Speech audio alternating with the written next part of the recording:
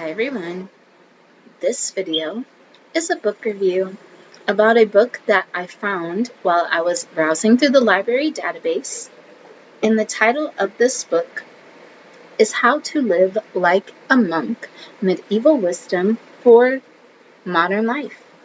And it was written by Danielle Cybulski. I don't know if her name is pronounced Danielle or Cybulski, but from now on we're just going to call her the author. So yes, I borrowed this book from the library. I was browsing through the database looking for books related to monkhood, becoming a monk, the history of being a monk, and living a solitary life. I was mostly researching that because I am on this current vibe right now where I want to be more solitary. Right now, I am filming this in June 2024. I have been basically on hiatus from YouTube for about 2 or 3 months now. So when you see this video, it will either be December 2024 or it may be the beginning stages of 2025. But I don't really know when I'm going to be posting this. I'm still recording other videos, and I will make sure to say the date that I filmed it, since I will be pre-recording before I upload. But yes, I have always been interested in people that are choosing to live the lifestyle of a monk. I have maybe 1 or 2 books about monks. One book is about Cistercian monks, and the other, I believe, maybe about Buddhist monks. When most people think about monkhood, they automatically think either Christianity or Buddhism. However, I'm pretty sure there are other belief systems that may have monks in them. I just don't know what name they call it or what rules they follow. Usually with monks in Christianity, from what I have noticed, they either give up um, marriage or give up sexual activities. They take a vow of chastity, but I do not know if these same rules apply to other belief systems. I've only known one person in my life who had gone on the journey to be a monk, and that was my professor. He said that when he was in his 20s, he was either studying to be a Buddhist monk or he was halfway there, and he met his wife, and he decided to change direction and ended up marrying her and having his children. So for some people, this may be something that they could gravitate towards or something that they may want to learn more about, and hopefully this book will teach you at least how medieval monks lived. So before I get into the book, let me share with you a little bit about the author. So the author is a writer, podcaster, and professional speaker. She's a former college professor and is the author of 5 books and hundreds of articles on medieval history. She also has a podcast called The Medieval Podcast and some mini-series called This is History Presents. She also has her writing, videos, and podcasts used as resources for elementary schools, secondary schools, and universities across North America. In 2020, she built the Medieval Masterclass for Creators, an online course designed to provide novelists, game developers, and other fiction creators with expert information in a visual format to help them bring their medieval worlds to life. She continues to offer her expertise to creators through one-on-one consulting. When she's not reading, writing, or recording, Danielle can be found drinking tea, doing Krav Maga, or sometimes building a backyard trebuchet. I don't even know what that is. So that is the author. This book is not very long. It is only 175 pages. It was published in 2021, so it's about 3 years old, and it is filled with illustrations and also photographs that I think you would really like. Let's see. Photographs. So let us begin with the first part, which is ad regulum. And with each chapter, she starts off with a quote from someone. So the first quote is from Benedict of Nursia, The Rule of St. Benedict, and he's mentioned throughout this book.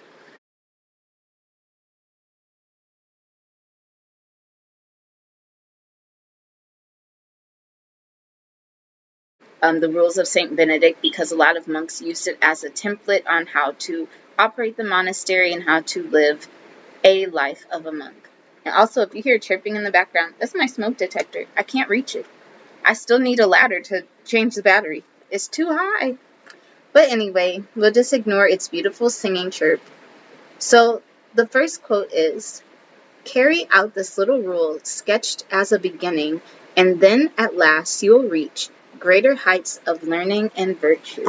It has some little monks going up the stairs or reading the book. This book was dreamed up well before the global incident, forcing so many of us to temporarily isolate or retreat into living cloistered lives like monks, as it were.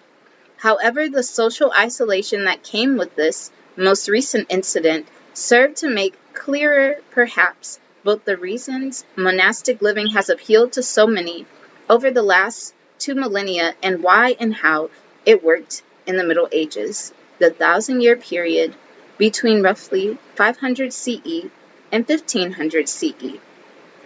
The earliest people who practiced what would evolve into Christian monastic living were the desert hermits of late antiquity, who left society as completely as possible in order to spend all their time in religious contemplation. Those hermits, as their biographies tell us, fought hard against the forces of the devil to keep themselves living what they saw as pure and virtuous lives.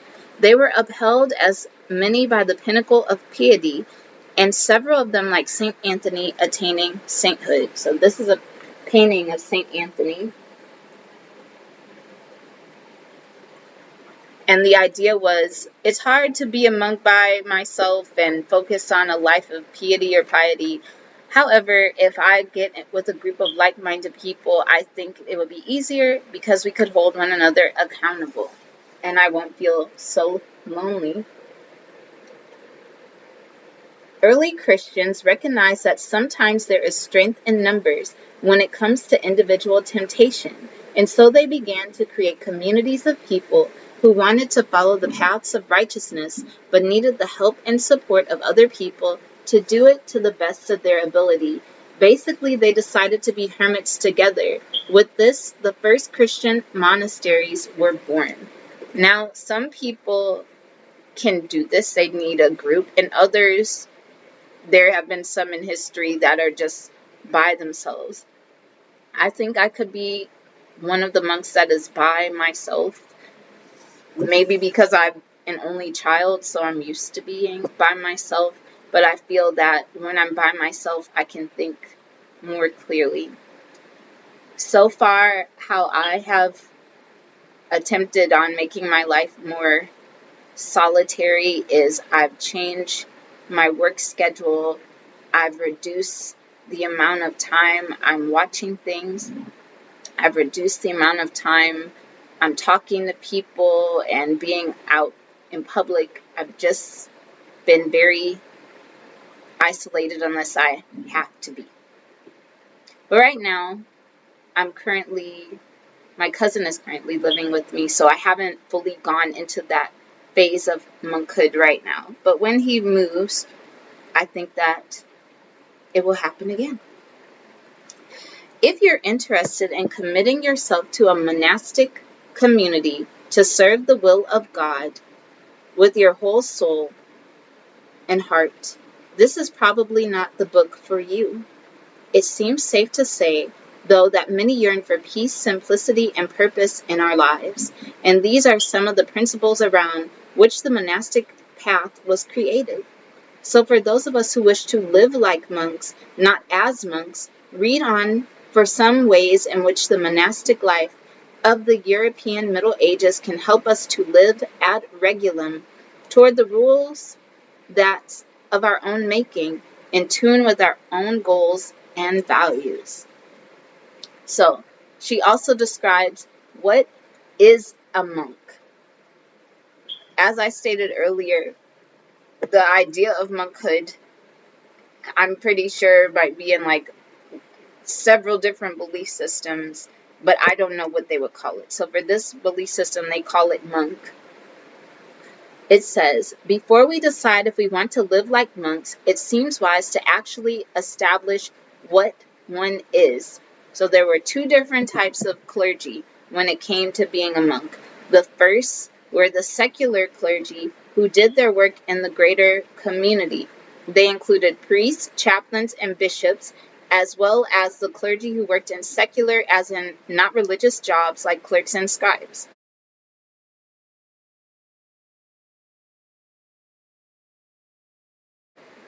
The second category was regular clergy, and that's those who followed a rule.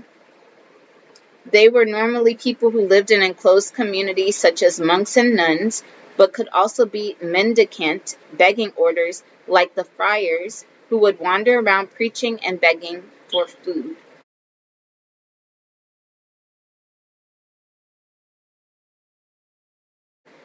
The mendicant orders included Franciscans, Dominicans, and Augustinians. I think San Martin de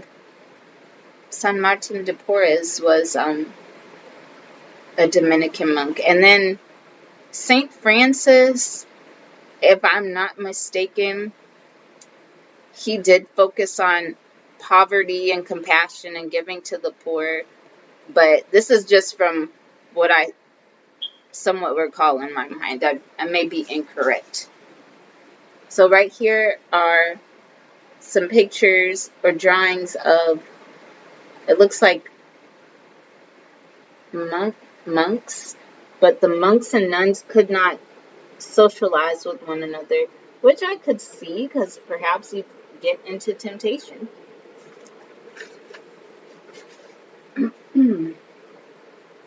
Let's see.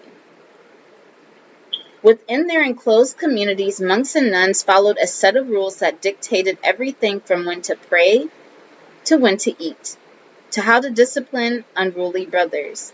Usually they followed three principles: poverty, chastity, and obedience.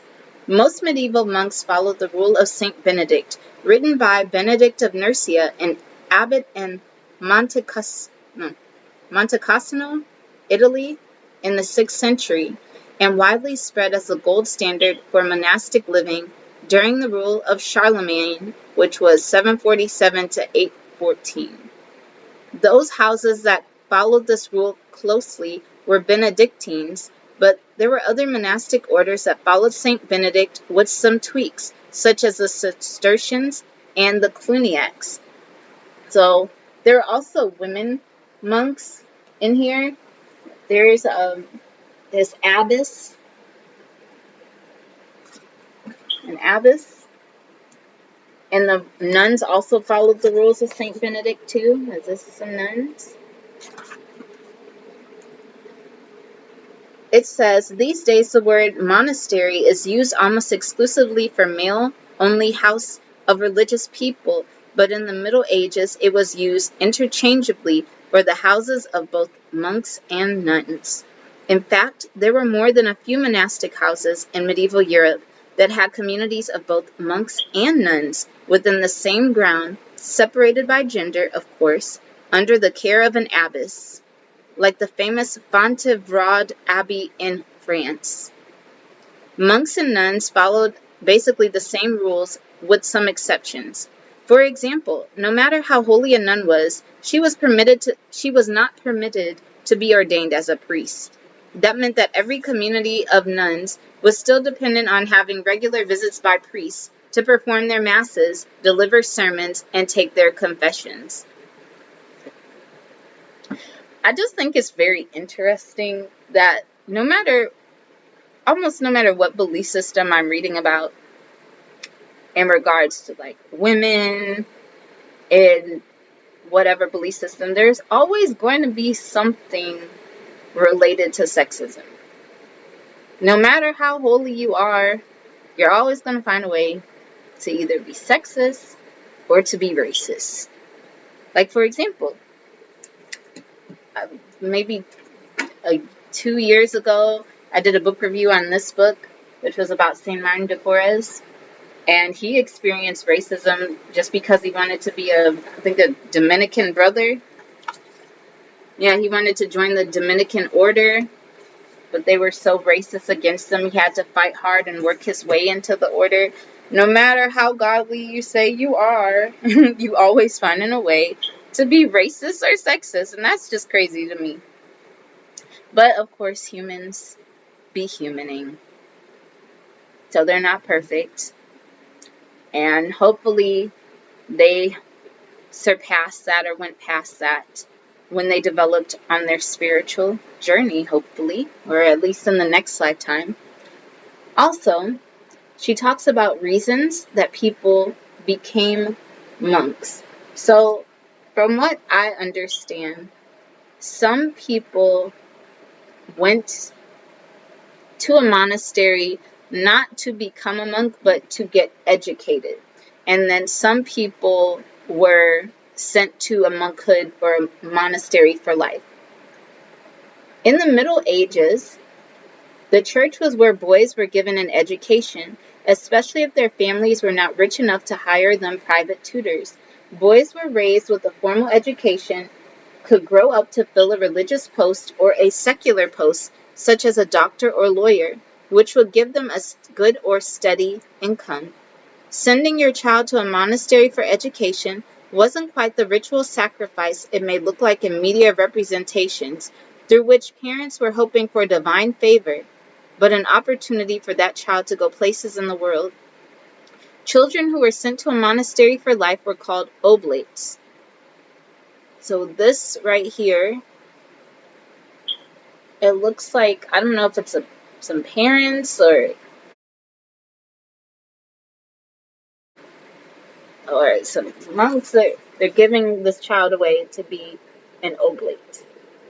This may be the child's parents, and it looks like they're handing some type of bag. It's kind of sad. Very sad. And down here, it shows boys being educated by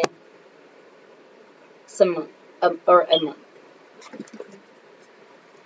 While oblates were part of the monastic tradition for quite a long time, not everyone approved of having children in the monastery.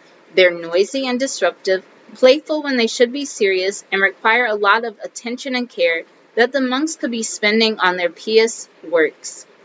People were also uneasy about having children devoted to the monastic life before they were old enough to choose for themselves. So eventually it was made official that oblates could leave the monastery if they wished, instead of taking vows in their late teens. Some people without resources or ability to care for children might abandon them anonymously at the monastery gates to be cared for by the community. There were also some exceptions made, such as the case of Edward I of England's daughter Mary, who was sent to a convent at the age of 6 to be a companion to her grandmother Eleanor of Provence. This basically sounds almost like the medieval version of a fire station. Like you drop your baby off the baby box at the fire station or a hospital.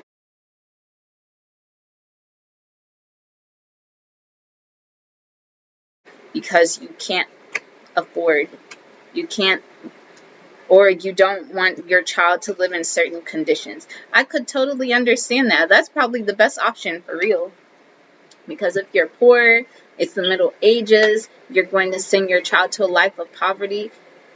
It'd make more sense to drop them off where they'll be warm, where they'll get food, where they'll have some type of morality based on that society's standards, and where they could get educated and make something of themselves. So I can totally see why somebody would drop off their child at a monastery during that time. In fact, I think that's what happened with Saint Martin de Porres. His father was a Spanish conquistador and sent him and his sister to be educated because they were living in dire poverty. I think their mother had been formerly enslaved or was enslaved, but yeah, that changed his life as well. It says monasteries' close links with literacy and education were a good reason for adults to take vows too. Many an educated lady who had been widowed, as Eleanor of Provence chose to retire to a monastery or convent in order to spend her days with like-minded women, reading and studying. The same went for men who wanted to spend their twilight years in retirement that was relatively comfortable and gave them the opportunity to set themselves right with God before their deaths. Some people took vows to atone for a grievous sin they'd committed, and others were unintentionally made members of the monastic community, having fled to an abbey for sanctuary to avoid punishment for a crime. Sanctuary seekers could not set foot outside the sacred ground of the abbey without a pardon or promise to head directly into exile and conviction for a crime such as theft, rape, or unaliving, which could easily result in capital punishment.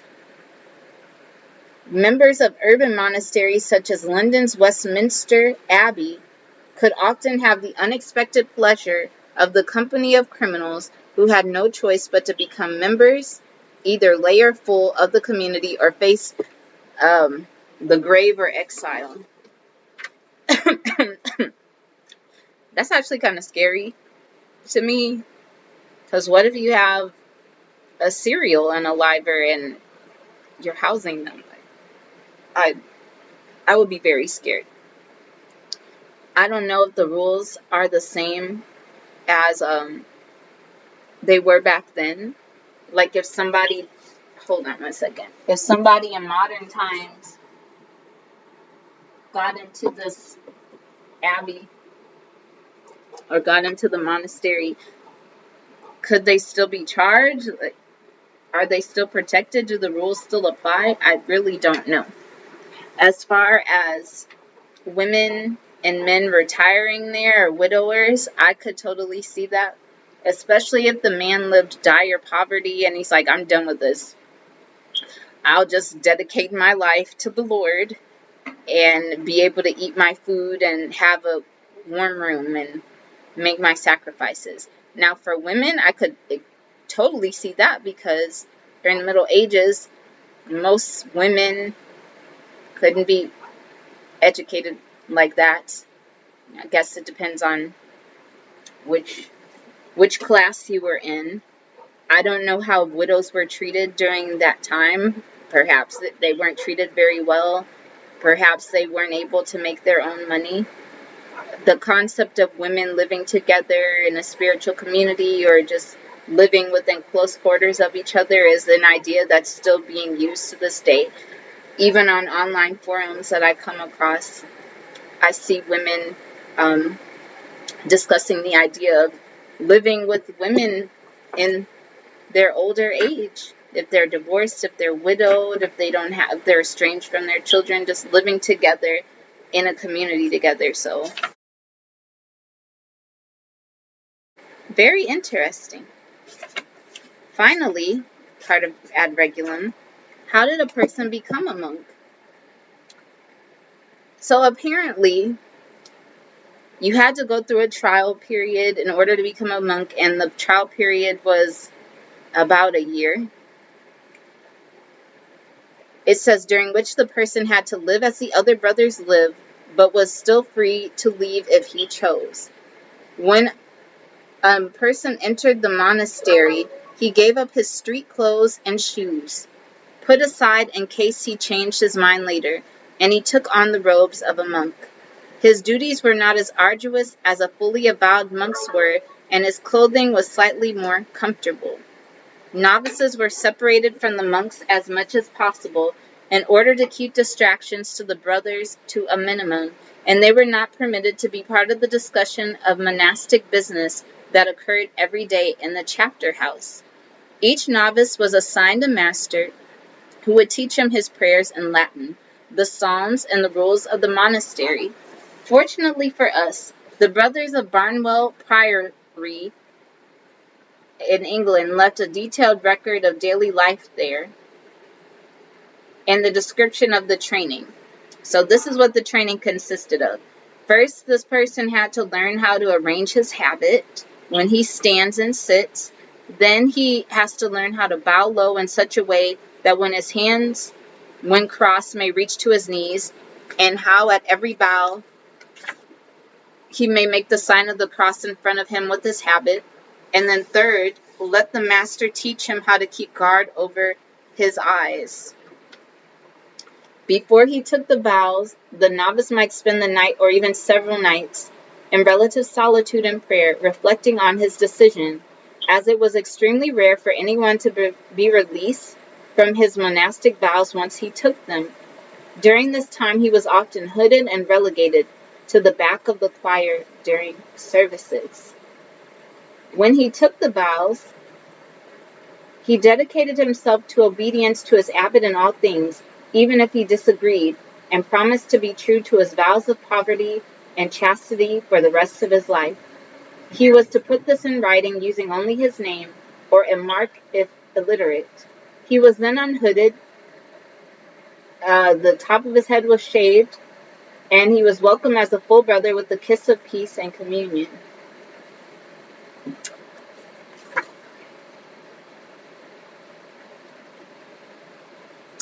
This one shows one novice who took the vows and the other novice that did not take the vows.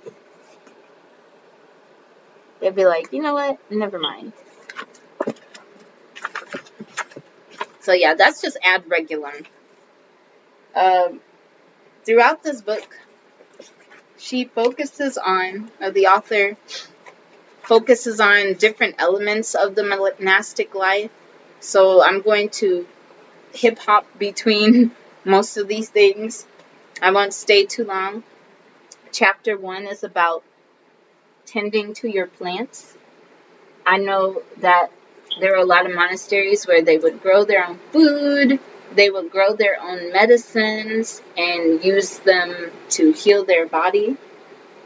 For the medieval monk, green space represented peace, serenity, and a return to humanity's origins.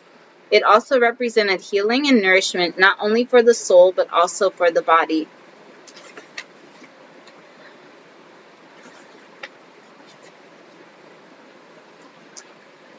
As far as food, she says, there's a common misconception that medieval food was bland, rotten, or otherwise unappetizing.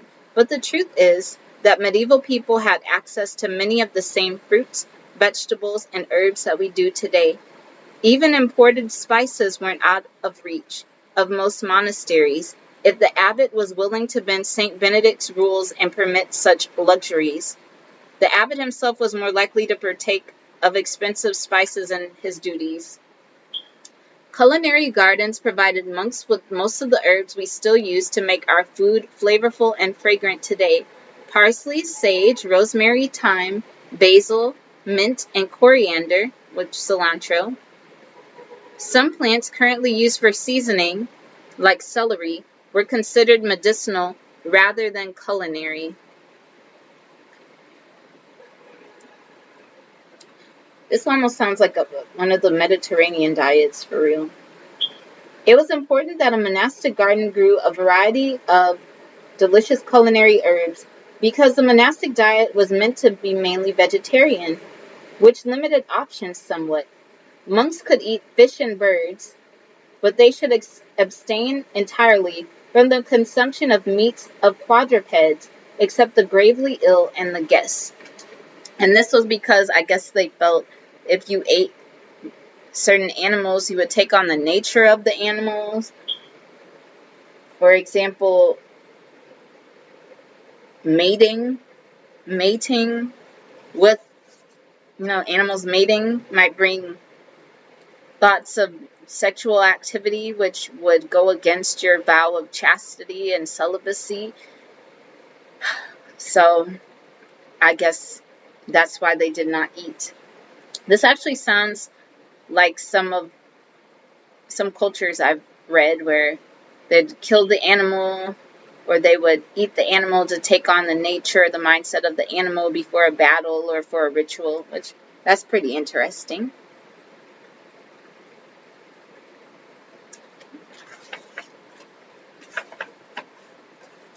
It also talks about medicine. Now, a lot of medicines that we use today, monks used as well, or they figured out how to use these things for certain ailments.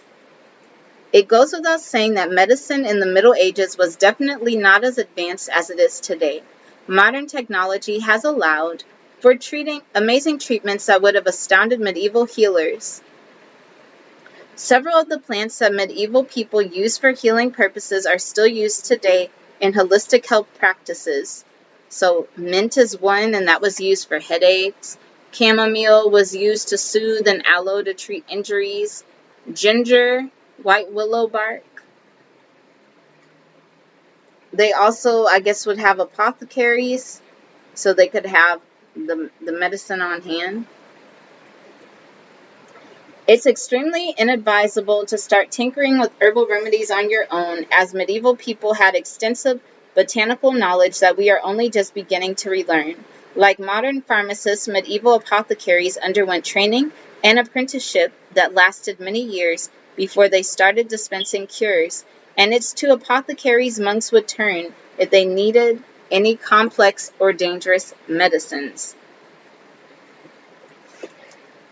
What's really interesting is further along in this book, it talks about the importance of reading for monks, and they would have a lot of medical books from Islam, which I thought was pretty interesting.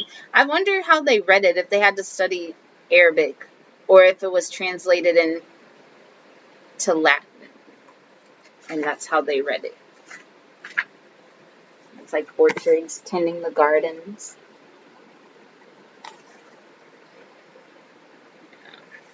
Had to focus on death and stuff. Another chapter talks about minimalism, but I really don't feel like going into that.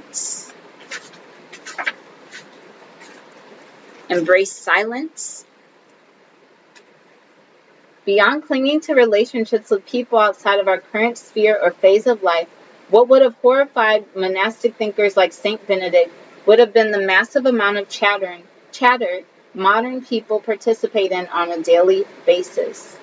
Saint Benedict believed that mindless chatter was at best distracting and at worst destructive.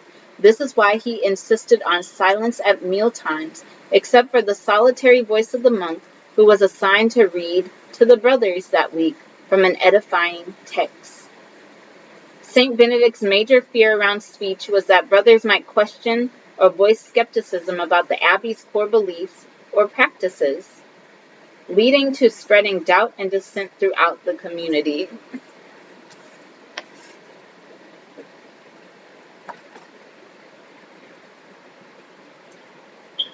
If you're going to talk about something, it says over here, it should be about holy topics. I mean, I guess this could be implemented into our lives because we will be just talking and talking and talking and not realizing how negative we sound or how much energy we're using when we talk. That's what I'm personally going through right now. When I'm home by myself, I really don't talk. If I could be outside all day, I'll be in the park not talking. I won't be talking on the phone. I won't be talking to anybody. I'll just be talking in my mind or just having daydreams. But the nature of my job and the nature of riding the bus and the train, even if I don't want to talk to somebody, there's always somebody trying to come up and say something. They're always asking me questions. They're always interrogating me. Or if it's at work, I'm still asked endless questions. Even if I go and hide somewhere, they'll find me, and it's like I'm forced to talk. So something like silence is something that I would really like, because talking can be exhausting.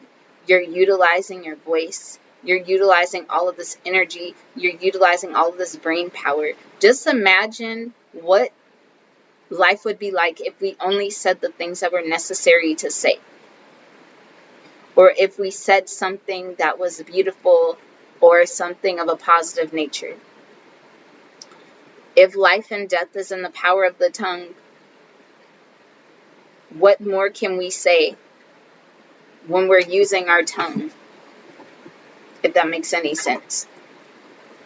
Silence presented some challenges in that sometimes it is actually necessary to communicate when you need something. For that reason, hungry monks came up with a rudimentary sign language to get them the things they needed without interrupting the reading. Signs like "pass the salt" were written down in books so they could easily be shared with other monasteries to make life a little easier. Oh, so I guess it'd be like earlier form of sign language. Some of these signs would still be understood today. For example, rubbing your hands together to ask someone to pass the soap.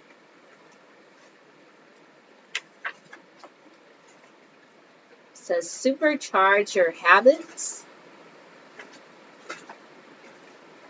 It talks about looking inward. So part of the chapter of looking inward is a section called read.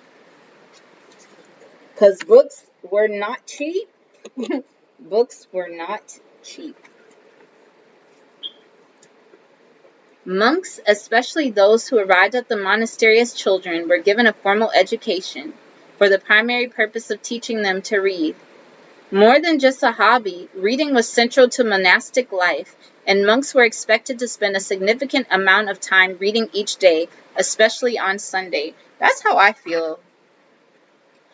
There's so much I want to learn, and all this other lifestyle stuff takes the time away from my reading. Because when I'm reading, I'm getting so many ideas, or I'm learning how to formulate my thoughts or have a better understanding of people and the world around me. I feel that reading has helped me with my own personal and mental development.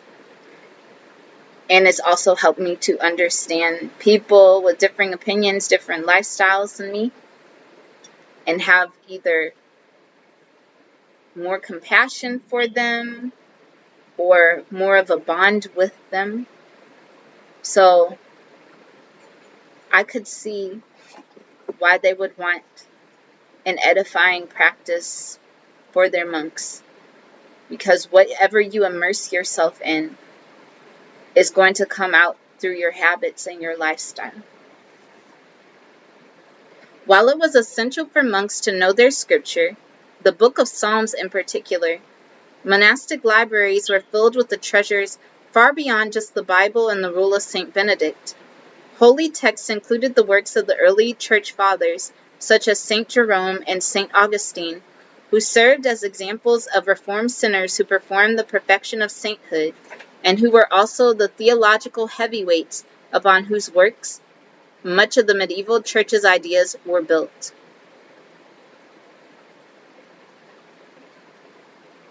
In addition to the works of the ancient philosophers, monastic libraries were stocked with books by ancient and contemporary physicians. Cassiodorus, a 6th century abbot, makes explicit that the monks of his abbey were to read ancient medical sources. First of all, the herb book of Dioscorides, I don't know, who has treated and portrayed the herbs of the fields with remarkable accuracy. After this, read Latin translations of Hippocrates and Galen. Finally, read Caelius Aurelianus' on medicine and Hippocrates on herbs and cures, and various other works written on the art of medicine. With God's help, I have left you these books, stored away in the recesses of our library.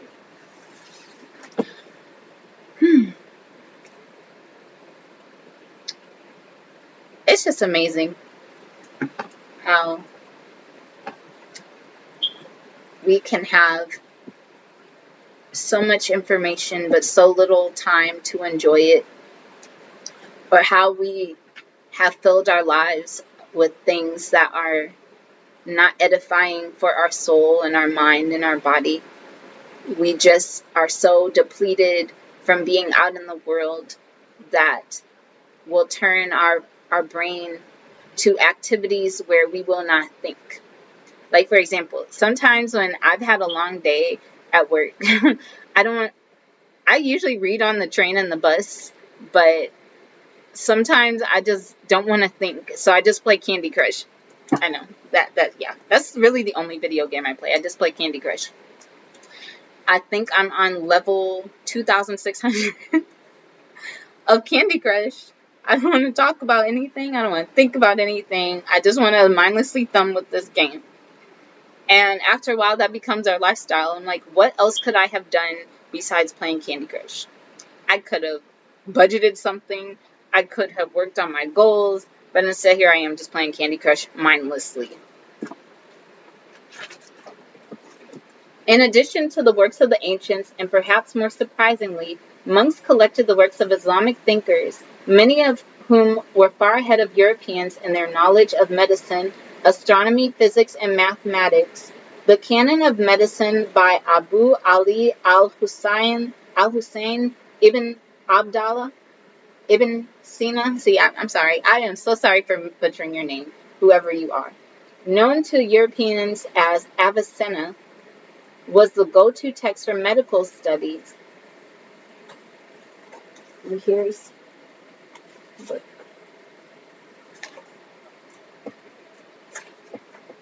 Here in America, some of us just don't know how lucky we are just to have a library where you can go to a book and take it home and bring it back. Because books were expensive before the printing press. You couldn't buy a $5 book. You couldn't even take the book with you. And if you're a woman or another race, you couldn't take it with you either. But it's amazing how we'll have so much there for us to learn. And we're either not inspired to go there and get it, or we don't know, or we're just trained not to care. We're trained not to think that far. And we don't take the time to think about, like, why am I not seeking further? Why am I not venturing out? Maybe some people's minds aren't designed like that. That's why there's only handfuls of great thinkers throughout time. Out of 10,000 people, you'll get 100 great thinkers. Let us see. Let us look at the last chapter before I go. Look outward. It also talks about the illuminated manuscripts. This is the chapter about look outward. They created the artwork of the monastery to inspire people to stay on their spiritual path. And I also think it helped with having a creative endeavor.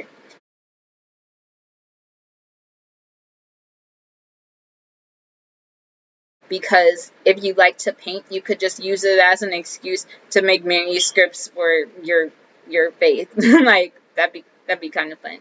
I've always wanted to make an illuminated manuscript, but I don't have that much gold, sorry. Create art that uplifts the soul. This is one. Look at the detail. God, it's so beautiful.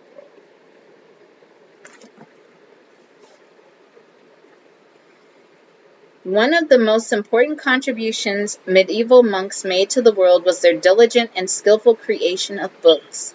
Although their role in the copying and distribution of manuscripts was eventually overtaken by professional scribes, even for their own books, many of the most beautiful and richly illuminated manuscripts that have survived the Middle Ages were the product of thousands of hours put in by hundreds of monks, bent over their desks in the well-lit rooms of their scriptoria. Medieval Europeans wrote on parchment thin leather made from the skins of calves, sheep, or sometimes goats, which was painstakingly tanned, stretched, scraped, and bleached to form a velvety surface that absorbed ink.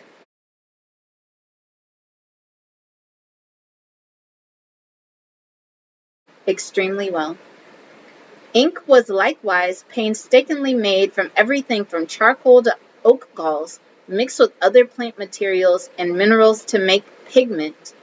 Paint involved a similar combination of colorful minerals or plants, thickened with egg whites, to go on more smoothly and cover larger areas.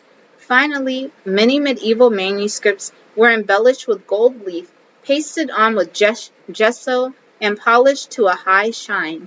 Like the Gothic churches mentioned earlier, these were works of art, the effort put in devoted to God. This is just amazing.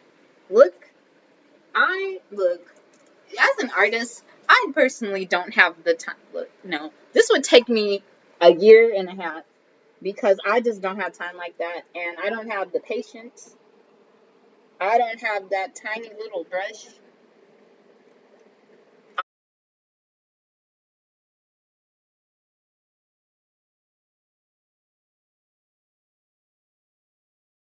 I could do it, but do I want to do it? No. No, I don't want to do it. This is why sometimes when we do things fast or without devotion, dedication, even meticulousness, we just don't appreciate it. We just discard it like, oh, well, it's replaceable. This is not replaceable. All of these handwritten, detailed things, gold paste, this was showed the love and care that was put into this craft. Nowadays, most people's attention span, and I'm not calling people names. I'm just saying our brains have been trained to not have an attention span like that, or even to remember certain things. It's not their fault. It's just got depleted soil, and society has trained us to just have a butchered attention span. I don't think some people could even give, like, this might take them a whole day. This might take them 2 hours to write all this neatly. It's just amazing.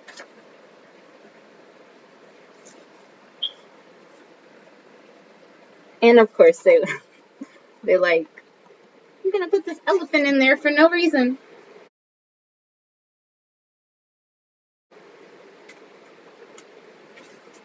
Yeah.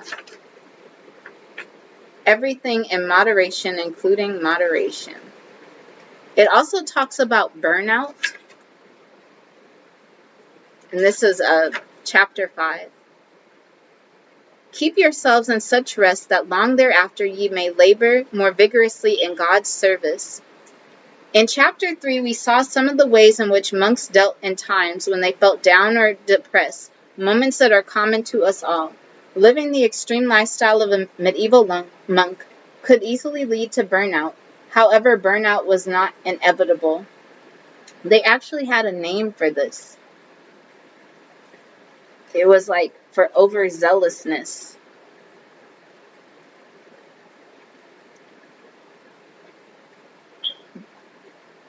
It talks about the mental health of monks, setting healthy boundaries. Some monks couldn't handle the lifestyle, and some of them went insane. Some of them even took their own lives because they couldn't take it anymore. They fell into a deep depression. And I really think that is why in today's society, mental health is becoming a very big topic. People are snapping. People are having spontaneous heart attacks that are perfectly healthy. I don't know what it's called. I don't know if it was Japan or somewhere. I don't know which country it was where workers were just collapsing from exhaustion, depending on the field. We are living in this society where everybody wants to just force productivity out of you, squeeze to the very last drop. If you're resting, it means you're lazy. But resting is an important part of being a happy human. taking time to appreciate the work you've already done and slow down to see the beauty of life is something a lot of people forget to do. That's why you'll see these articles coming out. Oh, I was making 6 figures and I gave it all up to travel 5 countries. Like, but most of us might not be traveling 5 countries, but you get what I'm saying. We need to make a choice. Me, I was working 4 or 5 days a week, but it really felt like I was working a million days a week because I was putting so much of my energy in there. So I said, you know what? I'm just slashing off a day. Yeah, I'm taking a cut to my paycheck, but I just don't care. I want to do what makes me happy. I want to be able to sleep. I want to be able to do my art again. I want to be able to eat actual food instead of just snacking for survival. We have to learn how to say no sometimes. Yes, we have responsibility, but don't get responsibility to the point where you become a shell of yourself and depleted and end up in a hospital trying to hustle your way to the top and stuff, and working 7 remote jobs and also pursuing a PhD. Like, please don't do that, because you can't take these things with you into the next life. Nobody's going to remember your hustle. Nobody. They might remember how drained you were. They might be like, wow, he or she or they really tried to be the top, and now look at them. But they had ambition, but you did. So take the time out for yourself. Incorporate some of these things that monks did. Be devoted to something. Be devoted to whatever spiritual thing you have. Take time to read a passage of something that invigorates or inspires your mind. Like, my mom kept giving me these little cards of scriptures and stuff. So I'm just like, okay, I'm just going to read this. Like, it says, where God guides, He provides. Like, I'll pick one a day because they can fit.